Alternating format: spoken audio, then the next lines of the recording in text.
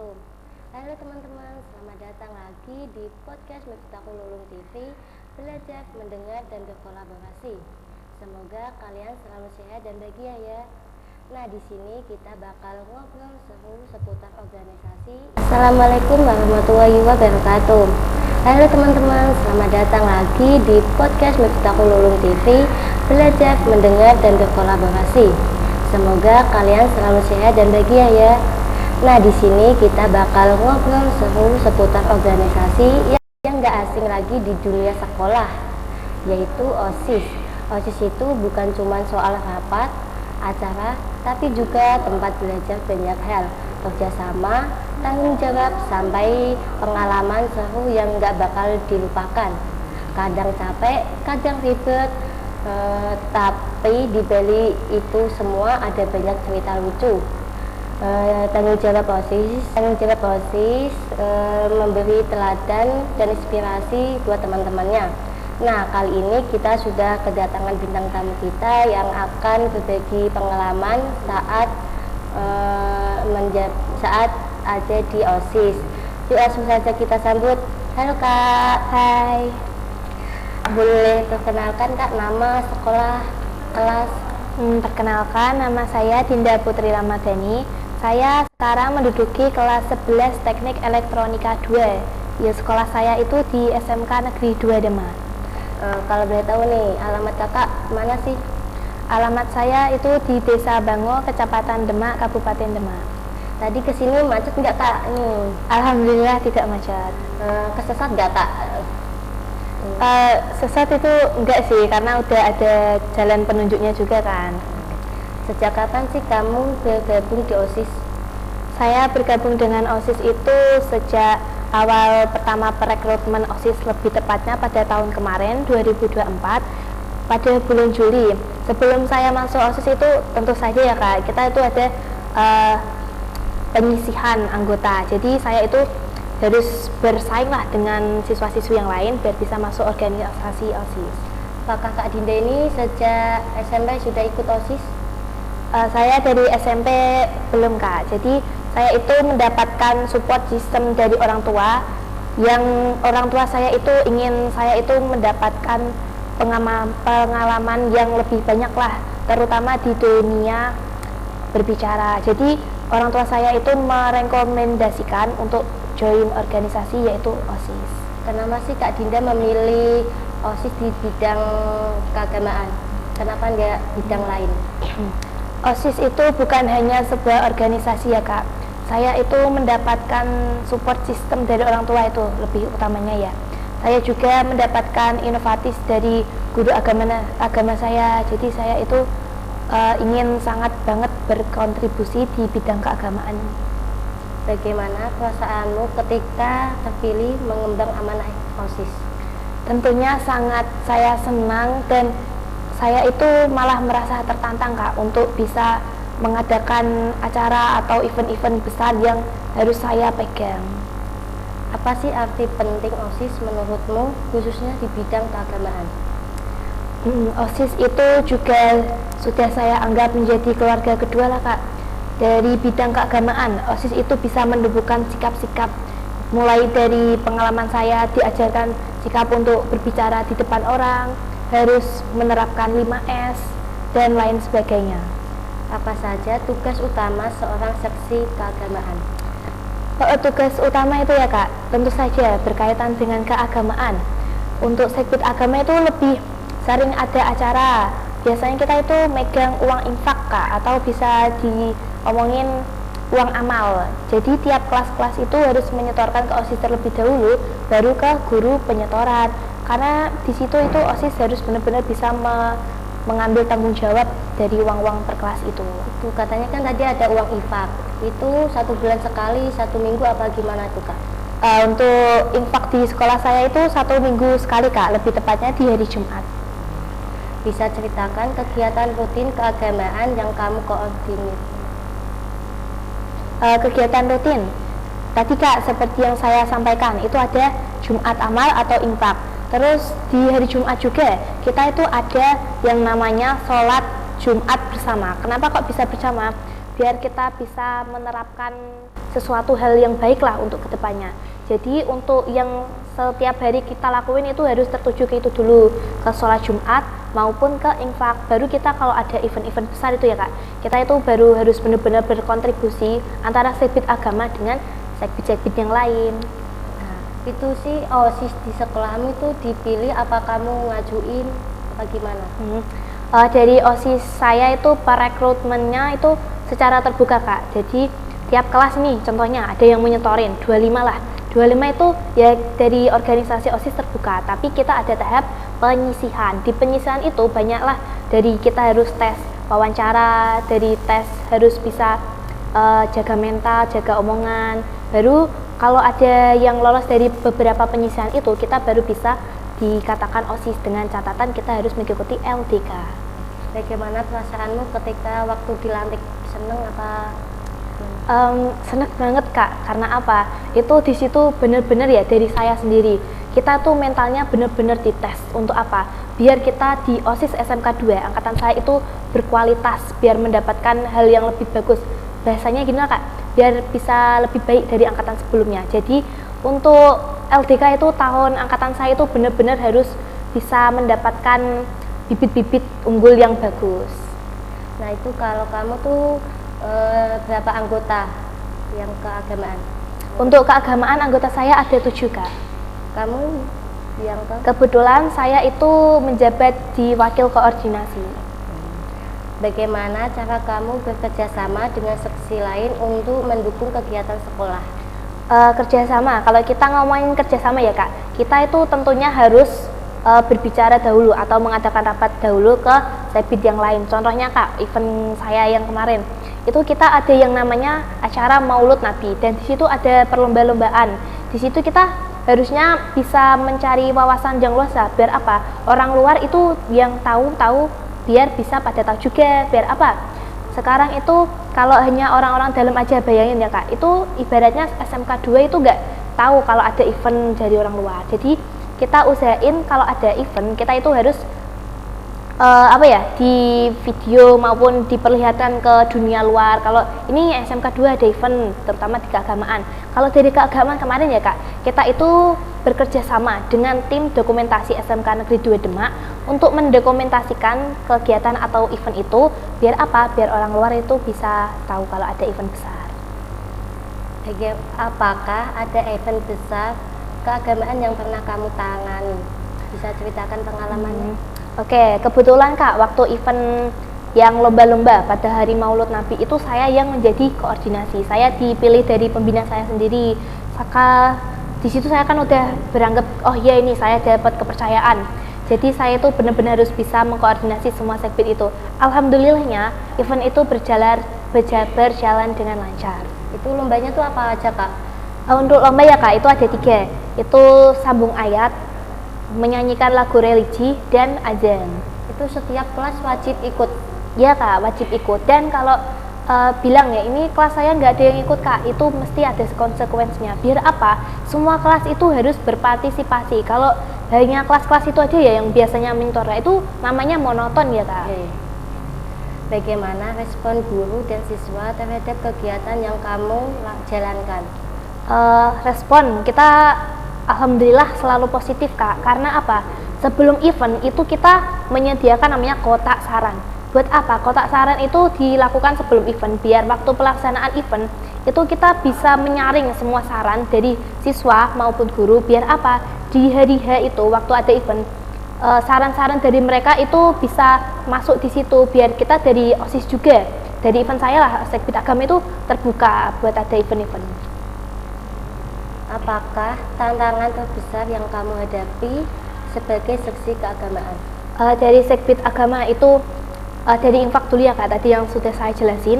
Infak itu kita kan memegang uang itu bukan hal sepele lah. Megang uang 1000 itu gak apa-apa ya kak. Megang uang kalau berjuta-juta, bayangin kak, kita itu kalau ganti, kalau hilang tuh maaf ya, kalau hilang itu benar-benar harus mencari nih di mana uangnya, ini kok bisa hilang. Jadi itu tanggung jawab yang besar lah kalau di infak. Lalu untuk dari saya sendiri, saya itu harus benar-benar bisa memanage waktu. Karena apa? Saya itu berkontribusi juga kak di organisasi lainnya. Jadi saya itu harus benar-benar kalau ada event ini kak, eventnya tabrakan ini duanya. Kita tuh dari saya itu harus benar-benar bisa ke organisasi ini harus bisa, ke organisasi harus ini bisa. Buat apa? Saya itu benar-benar bisa harus memanage waktu saya. Nah, kalau uangnya tadi hilang tuh gimana, Kak? Kejadian uang hilang itu pernah ada, Kak. Tapi gimana ya bilangnya? Rupiahnya itu dikit lah. Karena hari itu cuman ke miskomunikasi. Jadi itu yang infak hanya beberapa kelas ya, Kak. Itu uangnya hilang, Kak. Sebabnya apa? Uang itu bersampingan dengan uang disnatalis. Di situ dari Sekbid Agama itu udah bingung mau ngapain ya, Kak, itu uangnya gantinya gimana. Terus saya mendapatkan ide buat apa? Kita itu satu, mencari siapa pelakunya dulu. Kedua, kita mengganti uangnya gimana nih? Kita mengganti uangnya pakai uang apa? Masa dari organisasi OSIS itu tiap siswa harus menyumbangkan uang buat mengganti ya, Kak? Karena apa? Menurut saya ya, kita ikut OSIS itu secara terbuka, kita secara ikhlas. Ngapain kita harus dipungut lagi? Kasihan ya, Kak, dari sisi orang yang salah gitu ya.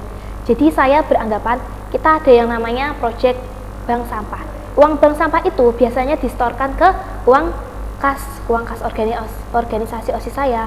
Jadi saya itu mendapatkan ide uang itu diganti dari uang bank sampah itu dengan persetujuan pembina saya.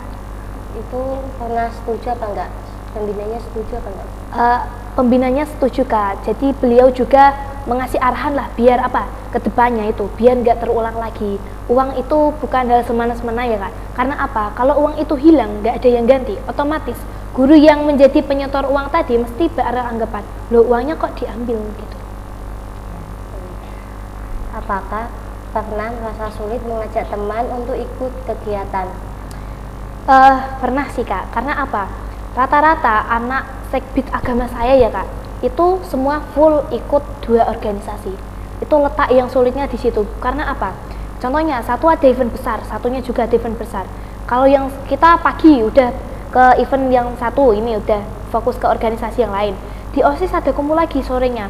Tapi teman-teman saya itu kayak nggak usah lah, lelah. Jadi saya itu merasa tertantang untuk mengajak mereka, janganlah kita gitu. Kita itu udah punya tanggung jawab. Kita itu ikut 2 organisasi, makanya dari itu kita harus benar-benar bisa membagi. Gimana ketika ada siswa yang sulit diajak untuk apa gitu? Gini, Kak, saya dari pemikiran saya sendiri ya, mesti kan pemikiran orang-orang berbeda. Dari saya sendiri itu kita berbicara dahulu sendiri secara personal ke orang itu. Mana tahu dia ada masalah latar belakang yang dia nggak mau cerita, dia mana tahu anaknya juga pendiam. Jadi itu saya usahain secara personal dulu. Kalau emang secara personal itu dia masalahnya menurut saya besar itu ya, Kak, saya itu harus koordinasi lagi ke angkatan saya dahulu. Bagaimana cara kamu menyikapi siswa yang kurang tertarik pada kegiatan keagamaan? Cara menyikapi siswa, tentunya saya ini harus minta tolong ya ke anggota saya juga, gak mungkin satu orang. Jadi saya itu harus mengusahain, karena ada lomba ya, Kak, harus mengusahain semua siswa itu ke lapangan. Biasanya ada yang tidur di kelas, itu gimana caranya biar gak tidur di kelas. Jadi kita itu koordinasi sama ketua kelas atau dari grup MPK, kita menyiarkan, ayo ketua kelas silakan silakan teman-temannya itu suruh ke lapangan. Buat apa? Buat ikut berkontribusi acara lomba itu. Masa dari OSIS ini kayak udah nyediain, udah ngadain event lomba itu secara effort, tapi yang datang yang melihat malah sedikit. Jadi kita itu harus benar-benar bisa mengajak teman-teman yang malas di kelas melihat event lomba. Pernah nggak ada kegiatan yang gagal atau kurang berjalan sesuai rencana? Bagaimana kamu mengatasinya? Alhamdulillahnya, Kak, event-event dari organisasi OSIS itu dari angkatan saya berjalan semua dengan lancar. Tapi ada catatan terpenting dari pembina saya, selalu mengasih tahu, kalian itu angkatannya kurang miskomunikasi. Nah itu, Kak, dari catatan itu angkatan saya itu mulai menyadari lah, oh angkatan kita salah ini, selalu miskomunikasi. Itu yang membuat jadi kita berbenah.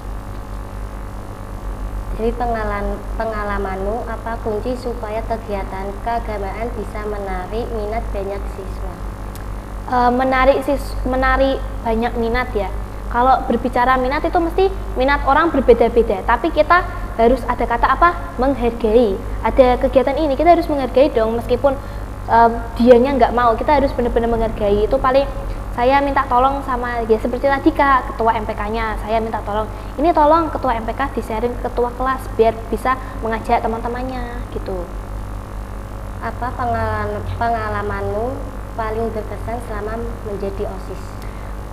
Gimana ya Kak, saya tuh udah menganggap OSIS ya Kak menjadi keluarga kedua saya. Karena apa? Di OSIS itu saya diajarin dari sikap, dari cara tutur berbicara. Kalau ada saya salah gitu ya Kak, mesti diajarin, Din kamu gini ya, ada salah gini. Tapi cara ajaran mereka itu kayak terkesan banget ke saya. Jadi OSIS itu udah anggap keluarga kedua, intinya gitu Kak. Nah, kamu pernah nggak jadi MC panitia kelas meeting apa gimana? Untuk MC Kak, kita MC itu udah ada sendiri dari SMK. Dari pembina itu udah ada yang namanya yang sering jadi MC itu udah ada. Kecuali kemarin anak OSIS itu ada yang menjadi MC Kak. Karena apa? Kan MC-nya yang bolak-balik yang 2 orang itu, yang satu nggak berangkat. Jadi di situ kita mikir gimana ini yang bisa jadi MC. Kebetulan alhamdulillah anak OSIS itu ada yang bersedia, dan dari kita tuh juga dia tuh pintar public speaking dan pintar 5S, senyum, salam, sapa, sopan, santun. Nah gitu. Menurutmu bagaimana kegiatan keagamaan bisa membuat suasana sekolah lebih positif? Kegiatan agama positif itu keagamaan ya, namanya keagamaan mesti positif semua ya Kak. Lebih positif itu ini kayak kita harus benar-benar mengingatkan ke siswa-siswi kalau agama itu penting. Di dunia ini juga ada dunia akhirat. Jadi kita harus benar-benar jangan peduli dunia ini aja, dunia akhirat kita harus dipeduliin juga. Apakah kamu merasa pernah ini membuatmu lebih dekat dengan teman-teman? Teman-teman apa Kak? Izin bertanya. Teman-teman OSIS. Jadi OSIS selalu bisa dekat karena apa? Kita kalau melakukan event besar nih ya Kak, kita kan harus kerjasama itu semua. Kalau kita nggak kerjasama, mesti kan event kita itu nggak akan lancar berjalannya. Jadi waktu kerjasama itu mesti saya harus komunikasi sama anak ini, sama anak ini, sama anak ini. Jadi itu saat berkontribusi itu, saya tuh merasa kekeluargaannya tuh tambah erat gitu. Kamu pernah nggak sih, maaf ya ini, kalau kamu tuh ngajak teman, ayo gini, tapi teman-temanmu bilang, Dinda nih kayak sombong bagaimana di OSIS? Itu saya, kalau ada kejadian itu ya Kak, saya mesti meminta pendapat dari angkatan atas saya dulu. Contohnya saya tanya ketua OSIS itu, oh iya benar Din, kamu gini, sikapnya gini. Dari ketua OSIS saya bilang gitu. Terus saya tuh kayak menyaring sendirilah diri saya tuh gimana sikapnya. Kalau emang saya merasa saya merasa salah, saya di situ benar-benar harus minta maaf terlebih dahulu. Buat apa? Biar bisa melakukan kerjasama selanjutnya itu dengan keadaan yang lebih baik, gak bermusuh-musuhan. Kalau emang ada yang bilang gitu ya Kak, contohnya, tapi saya tuh udah merasa benar, angkatan saya yang atas, ketua OSIS saya udah benar, saya harus mendapatkan apa? Pembelaan. Saya tuh harus membela. Jadi tapi jangan membela kasar, kita harus mengasih ruang juga. Mana tahu si anak ini ada problem, dia tuh tersulut emosi gara-gara masalah di rumah. Jadi mana tahu gitu ya Kak, kita harus terbuka juga kepada anak-anak itu. Pernah nggak kamu tuh diajak teman kamu karena ikut OSIS apa gimana? Tentunya saya alhamdulillah tidak pernah Kak, karena apa? Saya selalu bisa memanage waktu untuk tugas di sekolahan, di kelas, dari guru-guru. Mesti kan kita ikut organisasi OSIS itu harus meninggalkan jam pelajaran, yang namanya rapat kan gak ada yang tahu Kakak. Nah itu saya alhamdulillahnya bisa langsung mengejar. Jadi guru-guru itu nggak ada yang sisi negatif saya gitulah. Apakah tanggung jawab ini juga memengaruhi kepribadianmu di luar sekolah? Untuk mempengaruhi itu mestinya iya Kak, karena apa? Saya di dalam OSIS itu kan udah diajarin banyak ini, mesti saya itu menerapkan di luar juga. Di luar saya contohnya ini lagi berbincang dengan masyarakat, ada yang lebih tua, ada yang lebih muda. Di situ saya juga bisalah kayak tutur cara bicara ke orang tua gimana, ke yang muda gimana gitu. Kamu kan selain ikut OSIS, ikut apa aja nih?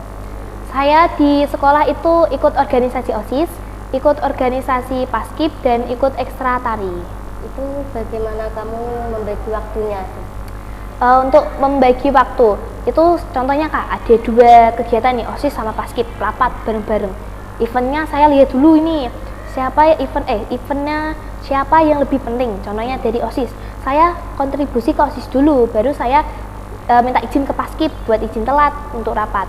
Habis kayak dari OSIS itu benar-benar sudah selesai, saya baru bisa kontribusi ke event yang OSIS, yang Paskib. Itu Paskib tuh 1 minggu latihannya? Untuk Paskib 1 minggu itu latihannya 2 kali Kak, hari Selasa sama hari Sabtu. Siapa sosok yang paling menginspirasimu dalam menjalankan amanah ini? Untuk sosok yang menginspirasi saya itu dari orang tua Kak. Karena apa? Support system dari orang tua kalau nggak ada itu, saya ikut organisasi pulang malam, ada rapat, ada ini, mesti nggak dibolehin. Jadi yang menginspirasi saya itu dari orang tua. Support system juga orang tua mensupport saya, kayak ayo kamu harus bisa jadi anak yang ini, harus bisa ngomong, harus bisa ini, jadi kamu harus ikut OSIS. Jadi orang tua saya tuh juga mensupport, saya mendapatkan dukungan penuh, jadi saya bisa berkontribusi ke semua hal kegiatan yang saya lakukan di sekolahan. Apakah pernah rapat OSIS sampai pulangnya tuh malam banget Kak? Untuk rapat OSIS ya Kak, dari pembina saya itu Kak, rapat OSIS tidak boleh melewati jam maghrib. Maghrib itu harus semua pulang. Karena apa? Beliau tidak ingin rapat OSIS itu menjadi beban. Tapi kalau ada event besar ini ya Kak, rapatnya udah selesai, dari istirahat ini ya udah selesai, tapi kita harus menyiapkan semua barang. Ini ada event, harus menyiapkan ini, tugasnya ini, itu boleh kalau apa? Jam 7, yang cewek itu udah pulang, tapi yang cowok jamnya itu jam 8. Bagaimana hubunganmu dengan guru pembina OSIS dalam mengembangkan program? Hubungan saya dengan pembina OSIS saya itu sangat komunikatif, karena beliau juga saya udah anggaplah kayak orang tua kedua di sekolahan. Saya di situ kayak mendapatkan pembinaan banyak banget dari beliau. Beliau kayak ada di OSIS ini ada event, ada kesalahan, mesti beliau nggak marah. Beliau kayak ini salahnya di sini secara halus. Jadi beliau sangat berkesan di saya. Menurutmu peran OSIS di bidang keagamaan seharusnya seperti apa di masa depan? Untuk peran OSIS di masa depan, kita itu harus benar-benar bisa menjaga sifat atau akhlak kita, meskipun adanya namanya perkembangan zaman ya Kak. Ini biasanya anak sekarang namanya ala Gen Z gitu ya, bahasanya Kak, biasanya bahasa itu ala Gen Z itu kayak menurut dia itu normalisasi ya. Tapi kalau dari kita, dari saya itu terutama Segbit Agama memandang itu tidak normal, nggak bisa dinormalin. Jadi kita harus bisa mengubah cara tutur bahasa dari sekarang. Kalau bilang ya, lah kita kan udah di zaman modern ini, kenapa kita harus tertinggal di zaman yang sebelumnya? Boleh kita mengikuti zaman modern, tapi kita jangan mencari sisi negatifnya lah di zaman modern ini. Kalau diberi kesempatan, program baru apa yang ingin kamu ciptakan untuk bidang keagamaan di sekolah kamu? Untuk program baru ya Kak, saya ingin menciptain sekolah sehat ala Islam. Kenapa? Dari semualah kita merangkum semua itu. Dari saya Kak, program itu dari sifat kita harus ngadain suatu kebiasaan yang lebih bagus. Contohnya kita harus terbiasain azan itu di musola kan mesti terkadang ada guru, ada yang orang-orang itu terus. Kita harus kayak mengasih keterbukaan juga ya bagi yang lain atau bagi yang mau belajar. Kita juga harus mengadakan suatu perkumpulan. Contohnya ini ada perkumpulan Kak, kita harus bisa mengembangkan sifat-sifat integritas nilai agama juga. Apakah di sekolahanmu itu diwajibkan jamaah bersama? Berjamaah ya Kak, itu tentu saja. Islam itu kan yang menjunjung tinggi agama semua dari 6 agama di Indonesia ya Kak. Sholat jangan lupa ditinggalkan. Mesti dari guru-guru itu sebelum jam istirahat itu udah bilang, anak-anak jangan lupa jamaah. Alhamdulillahnya anak dari SMK 2 itu hampir rata-rata langsung bisa menunut apa kata guru itu. Artinya apa Kak? Langsung bisa jamaah. Tanpa diajak itu langsung. Mungkin ada beberapa siswa ya Kak yang kayak nggak mau males. Kalau dari saya ketemu siswa kayak gitu, saya paling berbicara dulu, saya menuturi yang baik. Islam itu gini, menuturi kalau kita itu di dunia ini tuh nggak seberapa. Fokus kita itu di dunia akhirat, jangan mentingin dunia ini juga. Bagaimana cara kamu menjaga semangat dan konsistensi dalam mengajak teman-teman pada kebaikan? Menjaga semangat, kita mesti harus menjalin hubungan yang bagus dulu kak dari teman-teman kita. Kalau hubungan kita nggak bagus, mesti rasa semangat dari teman kita untuk ada event kumpul gitu ya, mesti malas. Jadi aku nggak mau ketemu anak itu. Kita itu harus benar-benar nyatuin dulu ini kekeluargaan di organisasi itu. Apa harapanmu terhadap generasi pelajar saat ini terkait nilai-nilai spiritual dan moral? Pelajar saat ini bagus kak, bagus. Kita contoh ini, ada yang dakwah di rumah, dilewat video. Zaman sekarang itu ya namanya media sosial kan hanya cuman ngeklik aja ya kak. Itu bisa langsung kesebar luas ke Indonesia, bahkan ke luar negeri. Jadi anak zaman sekarang itu harus pinter-pinternya memanfaatkan teknologi modern untuk sifat-sifat yang positif. Pesan apa yang ingin kamu sampaikan kepada siswa yang ingin bergabung OSIS khususnya di bidang keagamaan? Pesan saya, jika ada siswa yang ingin bergabung di OSIS, contohnya kak, ada masalah keluarga, kalian bisa kok gabung di OSIS. Karena apa? OSIS itu bukan hanya organisasi, itu juga merupakan bisa dianggap keluarga.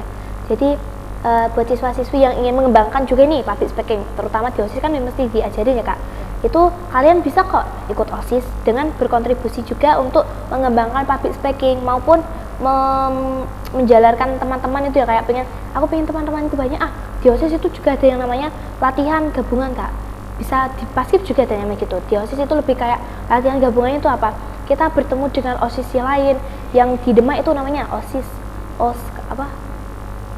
Vokade kak, gitu.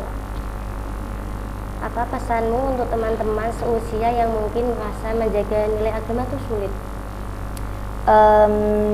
Menjaga nilai agama sulit ya, mesti itu harus ada peran support juga sih kak. Aku yakin nggak mungkin ya ada anak yang ingin mengembangkan diri dia, tapi dia tuh kayak butuh support dari orang lain juga, kayak dari keluarga dia aja kayak nyelenek dianggap sepele. Jadi kita itu harus bisa merangkul seseorang yang mendapatkan masalah juga gitu. Gimana tanggapanmu ketika ada siswa yang membantah guru? Tanggapan saya itu perbuatan yang tercela. Bener kak, ini ditangkap dulu, ini bantah cara apa? Soalnya guru ngasih tahu yang baik, kita bantah baik ya apa. Kalau guru ya nggak mungkin juga sih, tapi antisipasi ya, guru kasih bantahan yang jelek, kita boleh kok membukakan pendapat kita juga. Tapi kalau membantah guru dengan hal guru itu berbicara positif, itu ya gak etis lah. Guru itu pekerjaan yang jasa modelannya. Beliau itu kayak menuntun, mengasih ilmu itu mahal, ilmu mahal pokoknya. Jadi sebagai siswa membantah guru itu tidak etis. Mungkin saya itu akan mengasih tahu ke mereka kalau tipikal orang yang suka terbuka, saya akan mengasih tahu secara langsung. Tapi kalau beliau teman-teman yang tipikalnya kayak tertutup tapi tiba-tiba bisa ngamuk ke guru, saya akan mengasih tahu dia dengan cara personal terlebih dahulu. Kalau boleh memilih satu kata untuk menggambarkan pengalamanmu di OSIS, apa itu dan kenapa? Satu kata yang saya pilih, perkembangan kak. Karena apa? Saya sebelum masuk OSIS itu nggak tahu apa-apa ini ya kak. Ngomong juga nggak mau, kayak ngomong sini nggak mau, malu. Mental saya belum kebentuk, belum ada yang namanya jadi diri saya itu kerjasama, dan saya masuk OSIS itu diajarkan semua itu. Jadi yang saya rasakan itu kata yang pas itu adalah perkembangan. Terakhir, apa doa dan harapanmu untuk sekolah serta untuk dirimu sendiri ke depannya? Semoga SMK Negeri 2 Demak selalu dilindungi oleh Allah Subhanahu wa Ta'ala. Dan dari saya ya, semoga saya selalu bisa menerbangkan kebaikan dimanapun dan di kapanpun, setelah lulus maupun sebelum masih jadi siswa ini. Pertama kali nih kamu dengar kata OSIS itu gimana? OSIS itu sebelum saya tahu ya kak, biasanya kayak tonjolan, atau OSIS itu kan kayak perwakilan siswa gitu ya kak, perwakilan siswa semua, dan itu ya namanya OSIS gitu. Kegiatan OSIS apa yang paling bikin kamu males tapi harus dijalanin? Ada nggak? Kegiatan OSIS kemungkinan nggak ada kak, tapi mungkin dari kita ada kerja kelompok gitu, tapi ada teman kita dari OSIS yang kayak kelemar nggak mau nggak ini, tapi saya di situ mesti harus mengasih tahu terlebih dahulu. Jadi kemungkinan nggak ada kak. Lebih susah mana nih, tugas sekolah atau tugas OSIS? Tentu tugas OSIS kak, karena kita harus mengadakan event besar itu ya harus berkontribusi ke penyelenggara event, harus kontribusi ke bintang tamunya kalau udah terkenal ya Kak, namanya media sosial ya Kak, yang namanya viral itu berdampak negatif juga. Contohnya kita ada undang nih bintang tamu besar, tapi di situ beliau kayak merasa tidak enak sih, mesti kan kayak anak sekarang itu namanya merekam terus viral, jadi ya itu Kak. Apa dimasukin ke sosmed? Ya, masuk ke sosmed. Waktu awal gabung, apa ekspektasi kamu tentang OSIS dan apakah sesuai dengan kenyataan?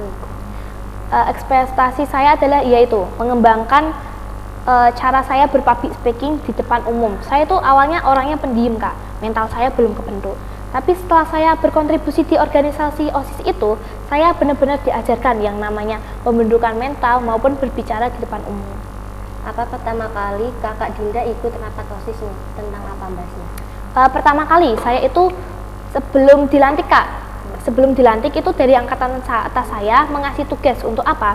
Ikut serta menjadi petugas Pilketos. Jadi di situ saya masih kelas 10 belum dilantik. Di situ saya baru pertama kali dikasih tugas di OSIS. Posisi saya itu sebagai casis calon OSIS. Di situ kita menjadi petugas Pilketos, harus berkeliling ke mahasiswa. Ada nggak nih satu bidang keagamaan tuh ada yang paling lucu, kocak apa gimana teman Kakak Dinda nih? Lucu mesti ada Kak, kadang ya ada kayak di sela-sela rapat gitu, ada yang kayak kasih lelucon gitu, lucu banget, ada kayak mencari benda ini ya Kak, lagi buat untuk event. Terus ada yang maling mangga, ambil mangga itu kan biasanya kan lucu ya Kak. Yeah. Nah itu. Kalau diingat-ingat siapa sih paling heboh atau paling kocak di tim OSIS? Hampir semua Kak, karena apa? Anak OSIS itu menurut saya yang angkatan saya itu terbuka semua, kayak dia tuh nggak malu-malu kalau ngelakuin ini itu gitu.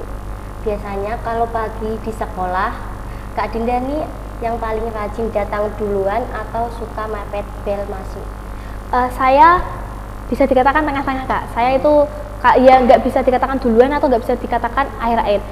Terkadang saya juga harus datang duluan, karena apa? Di Paskib saya ada tugas yang namanya tugas pengibaran. Itu tugas pengibaran harus datang lebih pagi. Saya juga di situ harus bangun. Saya jam 6 lebih 10 itu harus benar-benar datang ke sekolahan. Buat apa? Nanti kalau udah ada lagu Indonesia Raya dikumandangkan, itu tim Paskibra itu harus siap-siap narik bendera itu. Kalau ada event OSIS juga, kita event OSIS mesti anak OSIS itu harus diwajibin untuk datang pagi. Untuk apa? Kita briefing dulu, gitu Kak. Ada nggak julukan lucu buat Kak Dinda dari teman-teman OSIS? Julukan lucu saya itu, saya orangnya apa ya? Saya orangnya terlalu terbuka katanya. Saya kayak bilang kayak ini, aku mau maaf ya Kak, mau BAB gitu. Kayak aku tuh terbuka gitu katanya. Langsung diucapin. Gitu. Apa sih pesan buat adik-adik kelas kamu yang menjadi OSIS nih? Buat casis angkatan adik saya nanti, kalian semoga betah ya di OSIS.